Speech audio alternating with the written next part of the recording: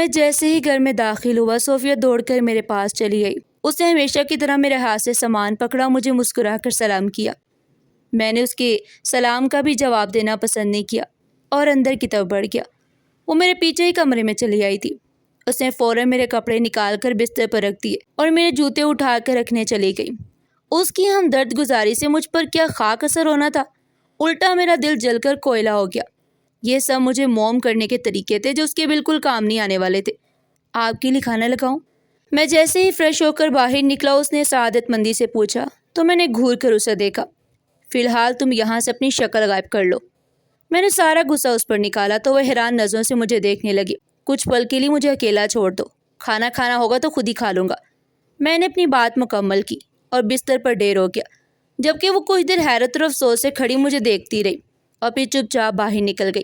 میں جانتا تھا کہ وہ کسی کونے میں چھپی آنسو بہا رہی ہوگی، پر میرے دل پر اس کے خلاف وہ مہر لگی ہوئی تھی کہ مجھے اس کے غمزدہ چہرے، بھیگے لہجے اور اس کی پلکوں پر ٹکے آنسوؤں سے بھی کوئی فرق نہیں پڑتا تھا۔ میرا نام سعید ہے۔ میرے ابا ایک کاروباری آدمی تھے۔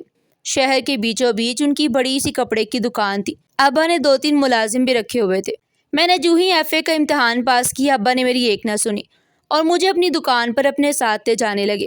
چونکہ ابا کا کاروبار تھا لہٰذا مجھے اس میں زیادہ دلچسپی نہیں تھی۔ میں چاہتا تھا کہ اپنا کوئی بزنس کروں یا نوکری کروں، مگر ابا میری نوکری کے سخت خلاف تھے۔ ان کا کہنا تھا کہ نوکری کر کے کسی کی غلامی کرنے سے بہتر ہے کہ اپنے کاروبار کی طرف توجہ دو۔ اگر تمہیں کپڑوں کا کاروبار نہیں پسند تو بے شک کوئی اپنا الگ کاروبار کرنے کی سوچو۔ میں نے پہلے ہی کاروبار کرنے کے بارے میں سوچ رکھا تھا، مگر فی الحال میرے پاس سرمایہ کی کمی تھی اور جب تک مجھے کوئی ایکسپیرینس نہ ہو جاتا تب تک ابا مجھے سرمایہ دینے کو تیار نہیں تھے۔ ان کا کہنا تھا کہ پہلے تھوڑا سا کام کر کے تجربہ حاصل کرو، کیونکہ وہ نہیں چاہتے تھے کہ میں ان کا سارا محنت سے کمایا اور جمع کیا ہوا پیسہ ایسے ہی کسی بھی کاروبار میں لگا کر ضائع کر دوں۔ میں خود بھی یہ نہیں چاہتا تھا، اسے چاروں نہ چار ابا کی دکان پر جانے لگا۔ جیسے ابا کی خواہش تھی کہ وہ مجھے کاروبار کے تمام رموز و نکات سکھا دیں گے، ایسے ہی اماں کو میرے سر پر صحرا سجانے کا شوق تھا۔ ابھی مجھے ابا کی دکان پر جاتے کچھ ہی مہینے گزرے تھے کہ اماں نے میری شادی کی ضد باندھ لی۔ میں نے بھی اپنی پسند کی لڑکی کا نام فوراً ہی اماں کے سامنے رکھ دیا۔ نادیہ ہمارے محلے میں رہا کرتی تھی، میں دل ہی دل میں اسے چاہتا تھا۔ اسے میٹرک کے امتحانات میرے ساتھ ہی دیے تھے، جبکہ وہ 2 سال سے گھر فارغ ہی بیٹھی تھی۔ وہ میرے کالج آنے اور جانے کے وقت دروازے میں کھڑی ہوتی۔ میں جان گیا تھا کہ وہ میری منتظر ہے۔ مجھے اس کی عادت ہوتی گئی تھی۔ اب اگر کبھی وہ دروازے پر موجود نہ ہوتی تو میں بے چین سا ہو جاتا۔ اس کی گوری چمکتی رنگت اور کشادہ پیشانی کے ساتھ مسکراہٹ اس کے چہرے پر بڑی بھلی لگتی تھی۔ میں نے اسے بات کرنے کی کوشش کی تو اس نے بڑے قربت بڑے انداز میں جواب دیا کہ میرا دل خوش ہو کر رہ گیا، اور یہی ہماری باتوں کا سلسلہ شروع ہو گیا۔ 10 مہینوں میں ہی قسمیں وعدے اس قدر ہوئے کہ ہماری پسندیدگی محبت کے بعد عشق میں ڈل گئی۔ میں اسے روز روز دیکھ کر جیتا اور وہ میرے انتظار میں بے چین رہتی۔ میں نے اسے وعدہ کر لیا تھا کہ میں صرف اسی سے شادی کروں گا۔ اس کی اماں کا ہمارے گھر آنا جانا تھا اور اماں سے دوستی بھی تھی۔ مجھے پورا یقین تھا کہ اماں اس کی اور میری شادی کی راہ میں کوئی رکاوٹ نہیں ڈالیں گی اور میرا اس کے ساتھ رشتہ آسانی سے طے ہو جائے گا۔ اسی میں نے بڑے دھڑلے سے اماں کے سامنے اس کا نام لے لیا، مگر اماں نے میرے اور نادیہ کے رشتے سے صاف انکار کر دیا۔ یہ شادی نہیں ہو سکتی۔ اس کی ماں بڑی چلاک عورت ہے اور نادیہ کو میں اچھی طرح سے جانتی ہوں۔ وہ خود بھی بڑی تیز ترار ہے۔ میں اسے اپنے گھر کی بہو نہیں بناؤں گی۔ میں اپنے اکلوتے بیٹے کو اتنی آسانی سے اپنے ہاتھ سے نہیں جانے دے سکتی۔ میں اماں کی بات سن کر حیران تھا۔ بھلا نادیہ چلاک اور ہوشیار لڑکی تھی تو میں کون سا کوئی بے وقوف تھا کہ دوسرے دن اس کے اشاروں پر ناچنا شروع کر دوں گا اور اپنی اماں کو گھر سے نکال دوں گا۔ میں نے اماں کو سمجھانے کی لاکھ کوشش کی کہ میں نادیہ کو لائن پر رکھوں گا اور آپ کو اس گھر میں وہی مقام ملے گا جو اب آپ کا مقام ہے، مگر وہ اماں ہی کیا جو میری بات سمجھ آتی۔ اماں نے تو ٹھان لی تھی کہ وہ اپنی بھانجی سے میری شادی کریں گی۔ اماں کی بہن کے شوہر کی وفات کو عرصہ گزر چکا تھا۔ خالہ نے بڑی محنت کر کے اپنے بچوں کو پالا تھا۔ اماں بھی ان کو کافی سہارا دیا کرتی، کیونکہ ابا کی اچھی آمدن تھی، لہٰذا اماں ان کو ماہانہ خرچہ بھی دیا کرتی۔ خالہ کے بچے پڑھ رہے تھے۔ صوفیہ سب سے بڑی تھی، اس نے شاید ابھی میٹرک کا امتحان پاس کیا تھا۔ وہ مجھ سے 3 سال چھوٹی تھی۔ میں اس غریب یتیم سے شادی کرنے کا خواہش مند نہیں تھا۔ نہ تو وہ نادیہ کی طرح شوخ اور چنچل تھی اور نہ ہی اسے باتیں کرنے کا فن آتا تھا، بلکہ فن تو کیا، اسے تو باتیں کرنا ہی نہیں آتی تھی۔ وہ چپ چاپ سر جھکائے اپنے کام میں مگن رہتی اور بس سلام دعا سے آگے کوئی بات نہ کرتی۔ وہ سنجیدہ مزاج کی حامل ایک لڑکی تھی جو اپنی پڑھائی میں غرق رہتی۔ اس کو ارد گرد کی دنیا سے کوئی پرواہ نہیں تھی۔ شاید اس کے گھر کے حالات نے اسے وقت سے پہلے بڑا کر دیا۔ بہرحال جو بھی تھا، مجھے وہ بالکل بھی پسند نہیں تھی اور میں اسے شادی کر کے اپنی زندگی برباد نہیں کرنا چاہتا تھا۔ میں اپنی من پسند لڑکی سے ہی شادی کرنا چاہتا تھا اور میں نے ٹھان لی تھی، بھلے اس کے لیے مجھے اماں تو کیا پوری دنیا سے بھی ٹکرانا پڑ جاتا تو میں ٹکرا جاتا۔ تمہاری خالہ نے زندگی بھر بہت دکھ اٹھائے ہیں بیٹا۔ تمہارا اور صوفیہ کا رشتہ بچپن سے ہی طے ہے۔ جب اس کے والد کی وفات ہوئی تھی تو میں تب بھی اپنی بہن کو زبان دے دی تھی کہ میں صوفیہ کو اپنی بہو بنا کر اپنے گھر لے جاؤں گی۔ میں نے نادیہ سے شادی کی، سر توڑ کوششیں کی، تو بالآخر اماں نے مجھے اصل بات بتائی۔ آپ کے وعدوں کے پیچھے میں اپنی زندگی کیسے برباد کروں؟ آپ کی زندگی کے فیصلے میں صوفیہ کے ساتھ زندگی نہیں گزار سکتا۔ میں نے اماں سے دو ٹوک بات کی تو وہ حیرت سے مجھے دیکھنے لگی۔ تیری زبان کچھ زیادہ ہی نہیں چلنے لگی ہے؟ میں نادیہ کو کسی صورت اپنی بہو نہیں بناؤں گی اور یہ میرا آخری فیصلہ ہے۔ چپ چاپ صوفیہ سے شادی کے لیے تیاری پکڑو ورنہ اپنا بیگ بولو، اس گھر سے چلتے بنو۔ اماں نے تو مجھے صاحب گھر سے چلے جانے کا کہہ دیا تھا۔ میں حیران ہو کر اماں کی شکل دیکھنے لگا۔ اماں شروع سے ہی سخت طبیعت کی مالک تھی۔ انہوں نے میرے اکلوتے ہونے کا کبھی لحاظ نہیں رکھا اور میری تربیت سختی کے ساتھ کی تھی۔ انہوں نے ساری زندگی مجھ پر اپنے فیصلے مسلط کیے۔ اب جب کہ یہ میری زندگی کا اتنا بڑا فیصلہ تھا، میری شادی ہونے والی تھی، ایسے میں اماں نے مجھے گھر سے نکالنے کی دھمکی دی۔ بھلا میں گھر سے نکل کر کہاں جاتا؟ مجھے در در کی ٹھوکریں کھانے کی تو عادت نہیں تھی اور نہ ہی میں یہ سب برداشت کر سکتا تھا۔ میں نے ہمیشہ عیش و عشرت کی زندگی گزاری۔ اماں نے مجھے شیر کی نگاہ سے دیکھا مگر کھلایا سونے کا نوالا تھا اور مجھے اسی عیش و عشرت کی عادت تھی۔ ابا بالکل بھی اماں کے معاملے میں نہیں بولتے تھے۔ انہوں نے میری طبیعت کا ذمہ اماں پر ڈال رکھا تھا، لہٰذا گھر میں میرے متعلق اماں کی مرضی ہی چلا کرتی۔ اماں نے وہی کیا جنہوں نے ٹھان لیا تھا۔ اور نادیہ کے لیے میرا رشتہ لے جانے کو کسی صورت تیار نہ ہوئی۔ اماں تو نہ مانی مگر میں بالآخر مان گیا۔ میں نے اماں کے آگے گھٹنے ٹیک دیے کیونکہ میرے آزمائے گئے تمام حربے ناکام ہو گئے تھے اور آخر کار جیت اماں کی ہوئی۔ اماں باقاعدہ طور پر میرا رشتہ لے کر خالہ کے گھر پہنچی۔ خالہ تو پہلے ہی تیار تھی، وہ کیوں انکار کرتی، لہٰذا انہوں نے جلدی ہاں کر دی اور یوں میری منگنی صوفیہ سے ہو گئی۔ میں نے کبھی سوچا بھی نہیں تھا کہ وہ یوں میری زندگی میں زبردستی چلی آئے گی۔ میں نے بالکل چپ سادھ لی۔ جب میرا احتجاج یہ کام نہ کیا تو میری خاموشی بھلا کیا کام کرتی؟ اماں بھی چپ چاپ شادی کی تیاریوں میں لگ گئی۔ وہ اپنی نظر مجھ پر جمائے مجھے دیکھتی اور نصیحت کرنا نہ بولتی۔ اب اپنا مزاج درست کر لو۔ میں نہیں چاہتی کہ صوفیہ کے آنے کے بعد اسے کسی قسم کی کوئی بات محسوس ہو۔ اماں کو صوفیہ کی مجھ سے بھی زیادہ پرواہ تھی۔ میرے دل پر چھریاں چل رہی تھی۔ ادھر نادیہ نے میری منگنی کا سن کر الگ ہنگامہ کر رکھا تھا۔ اس کی ناراضگی تو اپنی جگہ تھی ہی مگر ساتھ ساتھ وہ میرا دماغ بھی کھائے جا رہی تھی۔ وہ میرے ساتھ گھر سے بھاگنے کو بھی تیار تھی۔ میں اس کی جرت پر حیران ہونے کے ساتھ ساتھ شرمسار بھی تھا کہ میں لڑکا ہو کر اس کے لیے ڈٹ کر نہ لڑ سکا، جبکہ وہ لڑکی ہو کر میرے لیے اپنا گھر بار سب چھوڑنے کو تیار تھی۔ میں نے بھی طے کر لیا تھا، کچھ بھی ہو میں نادیہ سے شادی کر کے ہی رہوں گا۔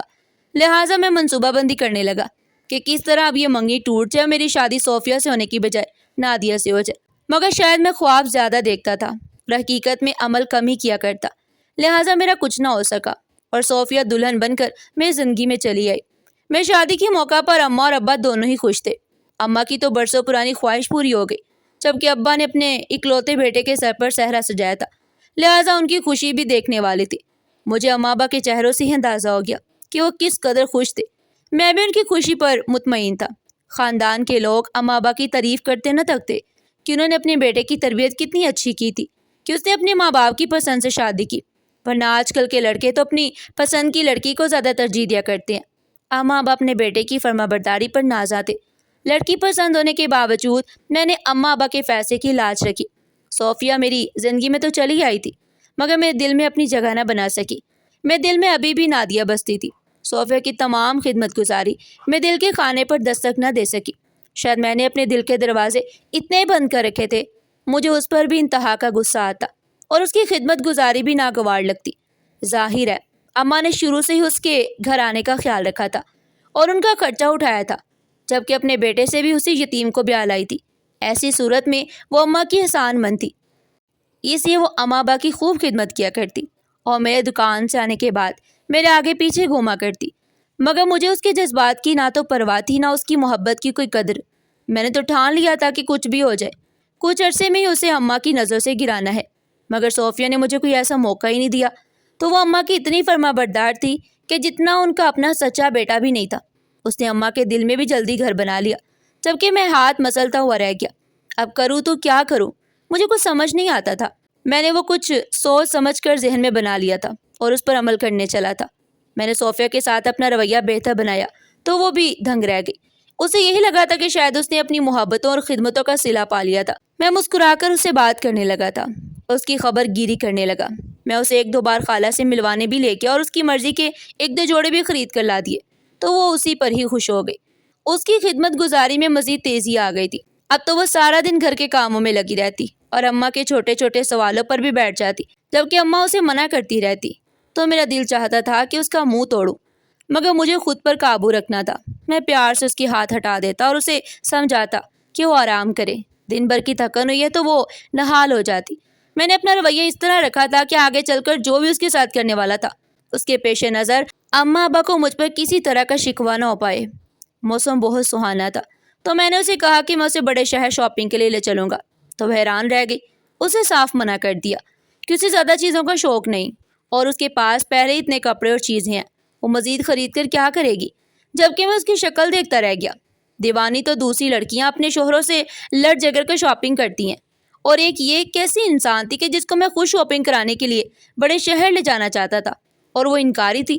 میں نے یہی بات اماں کے سامنے رکھی تو اماں بھی مسکرا دی۔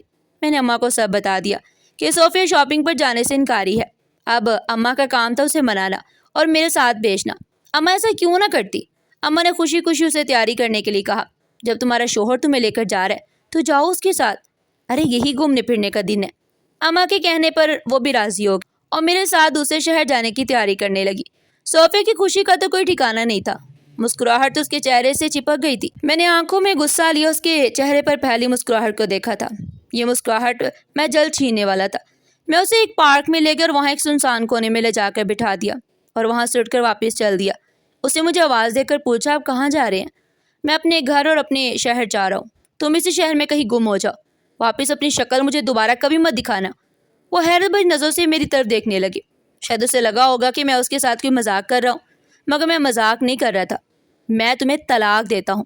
میں نے اس کے کانوں پر یہ دھماکہ کیا تو وہ ساکت رہ گئی۔ اس کے چہرے پر ایک سایہ سا موجود تھا، شاید اسے میری بات سنائی نہیں دی، لہٰذا میں نے دوسری دفعہ بلند آواز میں اسے طلاق دی تو اس کی آنکھیں پانیوں سے بھر گئی۔ یہ آپ کیا کہہ رہے ہیں؟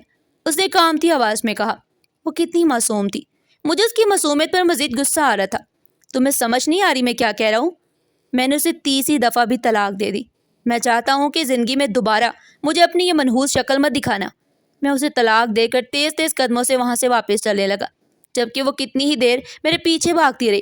میں نہیں چاہتا تھا کہ یہاں تماشا لگے، اسے چپ چاپ کھڑی رہو، میں نے غصے سے بھری چنگاڑتی ہوئی آواز میں کہا، تو وہ سہمی ہوئی وہیں رک گئی اور مجھے دور تک جاتا دیکھتی رہی۔ میں نے بھی آخری کونے پر مڑنے سے پہلے پلٹ کر اسے دیکھا تھا، وہ ساکت کڑی میری طرف ہی دیکھ رہی تھی۔ میں اپنے شہر کی بس میں بیٹھ کر واپس چلا آیا۔ میں روتا ہوا اکیلا ہی گھر میں داخل ہوا تو اماں مجھے دیکھ کر پریشان ہو گئی۔ کیا ہوا، تو رو کیوں رہا ہے؟ اور صوفیہ کہاں ہے؟ اماں نے اپنے دل پر ہاتھ رکھ کر پوچھا۔ یقیناً ان کا دل گھبرا رہا ہوگا۔ اماں، صوفیہ کھائی میں گر گئی ہے۔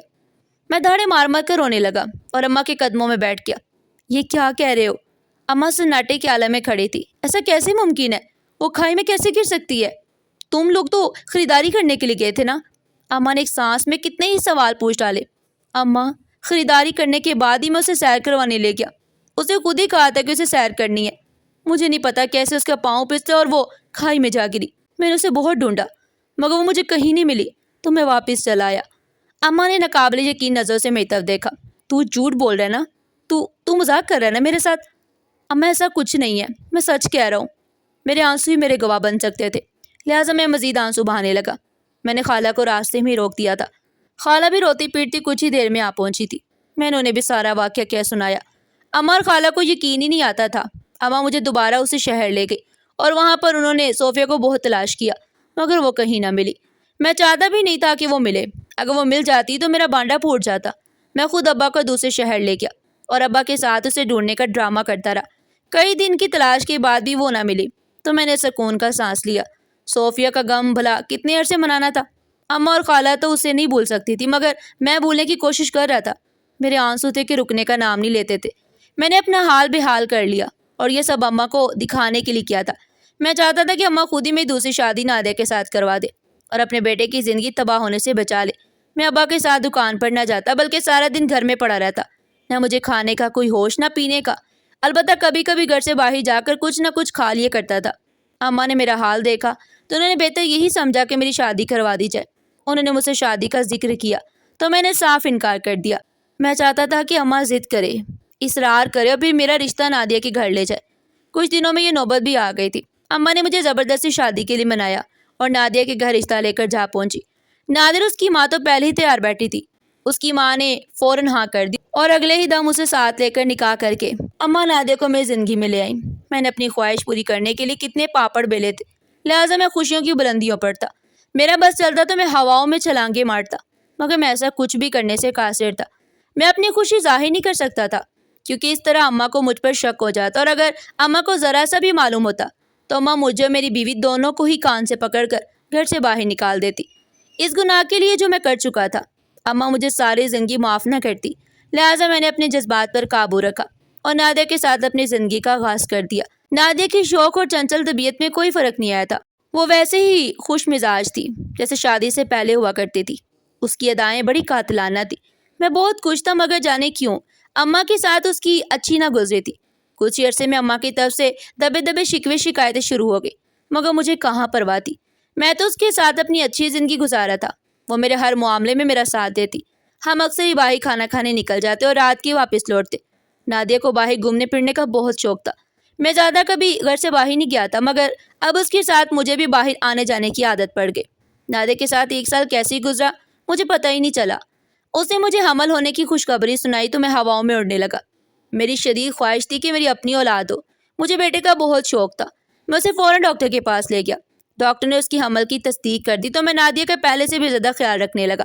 میں جاننا چاہتا تھا کہ اللہ مجھے بیٹا عطا کرے گا یا بیٹی۔ نادیہ کی ڈلیوری کے دن قریب آ گئے تھے۔ میں اسے چیک اپ کے لیے ڈاکٹر کے پاس لے گیا۔ ڈاکٹر نے الٹرا ساؤنڈ کرنا شروع کیا۔ مجھے بیٹا ہوگا یا بیٹی، میں یہ جاننے کے لیے بےتاب تھا، مگر جیسے ہی میں نے الٹرا ساؤنڈ مشین کی طرف دیکھا مجھ پر قیامت ٹوٹ پڑی۔ وہ ایک عجیب الخلقت بچی تھی جس کا سر اس کے باقی جسم سے کافی چھوٹا تھا۔ شاید ابھی تک اس کی پوری نشو نما بھی نہیں ہو سکی تھی، جبکہ میں خود کسی بیٹی کے ساتھ بہت بڑی ناانصافی اور زیادتی کر چکا تھا۔ شاید وہ اعتراف کا ہی لمحہ تھا۔ میں تو جسم میں جیسے لہو نہ رہا، میرا حلق بالکل خشک ہو گیا۔ مجھے اپنے گناہ کا احساس ہو گیا تھا۔ میں اپنے رب کو کیسے منہ دکھاؤں گا اور اپنے ماں باپ کا سامنا کیسے کروں گا؟ صوفیہ کی تباہ و بربادی کے پیچھے میرا ہاتھ تھا۔ کوئی اپنی بیوی کے ساتھ ایسے کیسے کر سکتا ہے جیسا میں نے کیا تھا؟ نہ صرف بیوی بلکہ وہ تو میری ماں کی سگی یتیم بھانجی تھی۔ وہ شاید اعتراف کا لمحہ تھا۔ میں اپنے گناہ پر پچھتا رہا تھا، کیونکہ اللہ جلدی مجھے بیٹی سے نوازنے والا تھا۔ صوفیہ بھی تو کسی کی بیٹی تھی۔ میں ہاسپٹل سے واپس لوٹا تو میرے دل پر بڑا بوجھ تھا۔ آج سے پہلے مجھے احساس نہیں ہوا تھا کہ میں نے صوفیہ کے ساتھ اتنا غلط کیا تھا، مگر اب مجھے احساس ہو چکا تھا۔ مجھے کسی صورت چین نہیں آ رہا تھا، بے چینی بڑھتی ہی جا رہی تھی۔ میرا دل چاہتا کہ میں اماں کے سامنے جا کر اپنا جرم قبول کر لوں، مگر مجھ میں اتنی ہمت کہاں تھی۔ اماں کا زخم ایک بار پھر سے ہرا ہو جائے گا اور خالہ تو رو رو کر ہی مر جائیں گی کہ میں نے اس کی بیٹی کے ساتھ کتنا بڑا ظلم کیا۔ میں ایک بار پھر بڑے شہر میں صوفیہ کی تلاش کے لیے نکل پڑا۔ اب میں اس علاقے کی طرف گیا جہاں میں نے صوفیہ کو چھوڑا تھا۔ ابا کو تو میں کسی اور علاقے میں لے گیا تھا اور وہ وہیں پر صوفیہ کو تلاش کرتے رہتے تھے، مگر وہ وہاں ہوتی تو ملتی۔ میں اسی پارک میں گیا جہاں میں نے صوفیہ کو آخری بار دیکھا تھا۔ وہ مجھے وہاں کہیں بھی نہ دکھائی دی۔ اب تو اس بات کو اتنا عرصہ گزر گیا، نہ جانے اس کے ساتھ کیا ہوا تھا۔ کہیں اس نے سچ مچ کھائی میں کود کر اپنی جان تو نہیں دے دی۔ وہ واپس چھوڑ کر گھر بھی نہیں آئی تھی، کیونکہ میں نے اسے یہی پیغام دیا تھا کہ مجھے دوبارہ اپنی منحوس شکل نہ دکھاؤ۔ ویسے بھی اس کی ماں نے تمام زندگی دکھ میں گزاری تھی۔ شاید وہ اس کو مزید دکھ نہیں دینا چاہتی تھی کہ وہ طلاق کا داغ لیے اس کے سر پر جا کر سوار ہو جائے۔ میں صوفیہ کو ہر جگہ تلاش کرتا رہا۔ ایک دربار پر جا پہنچا۔ میں رو رو کر اللہ سے دعا کرنے لگا، تبھی اچانک وہاں پر بیٹھی فقیرنیوں میں سے ایک کے چہرے میں مجھے صوفیہ کی جھلک نظر آئی تو میں فوراً بھاگ کر اس کے پاس گیا۔ میں نے غور سے اس کا چہرہ دیکھا، وہ صوفیہ ہی تھی۔ اس نے بھی مجھے پہچان لیا تھا اور اپنا چہرہ چھپانے کی کوشش کرنے لگی۔ صوفیہ، میں نے اسے آواز دی تو اس نے چونک کر میری طرف دیکھا۔ وہ کتنی بدل گئی تھی۔ اس کے چہرے کی معصومیت کہیں کھو گئی تھی، جبکہ اس کی رنگت مزید مرجھا گئی تھی۔ وہ اپنی عمر سے کئی گنا بڑی لگ رہی تھی۔ نہ جانے اس نے یہاں پر بیٹھ کر کیا کیا سختیاں جھیلی۔ مجھے معاف کر دو صوفیہ۔ میں اس کے قدموں میں بیٹھ گیا۔ میرے ساتھ واپس گھر چلو، میں تمہیں لینے آیا ہوں۔ تم کون ہو؟ میں تمہیں نہیں جانتی۔ اس نے مجھے پہچانے سے صاف انکار کر دیا۔ تمہاری ماں رو رو کر مر جائے گی، ایسا مت کرو۔ میں نے اس کی ماں کا نام دیا تو اس نے اپنا دل تھام لیا۔ میری ماں؟ تم نے کیا بتایا اس کو میرے بارے میں؟ میں نے اس کو یہ بتایا کہ تم اس دنیا میں نہیں رہی۔ اچھا تو ٹھیک ہے، اسے کسی آس کے ساتھ جیتے رہنے دو۔ تمہیں ساتھ چلو، تمہیں دیکھ کر وہ جی اٹھے گی۔ میں زبردستی صوفیہ کی منتیں ترلے کر کے اسے اپنے ساتھ لے آیا تھا۔ اور لے جا کر اماں کے سامنے کھڑا کر دیا۔ اماں ایک لمحے کو تو اسے پہچان نہ سکی، اور جب دوسرے ہی لمحے اسے پہچانا تو اماں اسے لپٹ گئی۔ اماں اور صوفیہ دونوں مل کر اس قدر روئیں کہ میری بھی آنکھیں بھر آئیں۔ مجھے معاف کر دے اماں۔ میں اماں کے قدموں میں بیٹھ گیا تو اماں نے مجھے زور سے ٹھوکر مار کر دور پھینک دیا۔ صوفیہ تو ابھی بھی کچھ نہ بولی۔ میں نے ہی اماں اور خالہ کو ساری حقیقت بتا دی۔ میں ان کی لعنتوں کا حقدار ٹھہرا تھا۔ وہ جتنی گالیاں مجھے دے سکتی تھی دے رہی تھی۔ اماں کو مجھ سے یہ امید نہیں تھی کہ میں اتنا غلط قدم اٹھاؤں گا۔ ابا الگ مجھ سے ناراض تھے۔ سب کی ناراضگی برحق تھی۔ میں اسی سلوک کے قابل تھا، بلکہ میں تو اس سے بھی کہیں زیادہ سزا کے قابل تھا۔ ابا اماں کو کہہ رہے تھے کہ ایسی اولاد کو تو پولیس کے سپرد کر دینا چاہیے۔ انہوں نے صاف اعلان کر دیا کہ ان کا بیٹا آج سے ان کے لیے مر گیا۔ اماں ابا نے مجھے گھر سے نکال دیا تو میں اپنی بیوی کو لے کر وہاں سے چلا آیا۔ اب مجھے باقی کی زندگی ایسے ہی گزارنی تھی جیسے صوفیہ نے پچھلے 1.5-2 سالوں میں گزاری تھی۔ میری یہی سزا تھی اور مجھے اپنی سزا دل و جان سے قبول تھی۔ مجھے اس بات کی خوشی تھی کہ میں نے اس دنیا میں اپنے گناہ کا ازالہ کرنے کی کوشش کی۔ خدا مجھے معاف کر دے گا تو میری بیٹی کے سامنے یہ سب کچھ نہیں آئے گا۔ میں نے صوفیہ کے ساتھ خالہ سے بھی ہاتھ جوڑ کر معافی مانگی۔ انہوں نے نفرت سے منہ پھیر لیا۔ میں اپنی بیوی کو لیے وہاں سے چلا آیا اور الگ مکان لے کر رہنے لگا۔ میں نے ایک جگہ نوکری بھی شروع کر دی، مگر اس کام میں مجھے اندازہ ہوا کہ میں دوسری بیوی میرے ساتھ ذرا مخلص نہیں تھی۔ اسے تو وہ سب آسائشیں چاہیے تھی جو اسے ابا کے گھر میسر تھی، جبکہ میں وہ سب دینے سے قاصر تھا۔ نادیہ مجھ سے روز لڑتی اور مجھے برا انسان ہونے کا طعنہ دیتی۔ اللہ نے جلدی ہمیں ایک بیٹی سے نوازا، مگر میری بیٹی ذہنی و جسمانی طور پر معذور تھی۔ وہ نہ بول سکتی تھی اور نہ سن سکتی تھی۔ میری بیٹی 2 سال کی ہو گئی، مگر چلنے پھرنے سے قاصر تھی۔ شاید میرے گناہ کا یہی صلہ تھا جو مجھے میری بیٹی کے معذور ہونے کی صورت میں ملا۔ ناظرین، آپ کو ہماری آج کی کہانی کیسی لگی؟ کمنٹ سیکشن میں اپنی قیمتی رائے کا اظہار ضرور کیجیے گا، اور اس طرح کی مزید سبق آموز کہانیاں سننے کے لیے چینل کو سبسکرائب کریں، ویڈیو کو لائک کریں اور زیادہ سے زیادہ شیئر کریں۔ پھر ملتے ہیں ایک نئی اور سبق آموز کہانی کے ساتھ۔ تب تک کے لیے اپنا بہت سارا خیال رکھیے گا۔ شکریہ۔ اللہ حافظ۔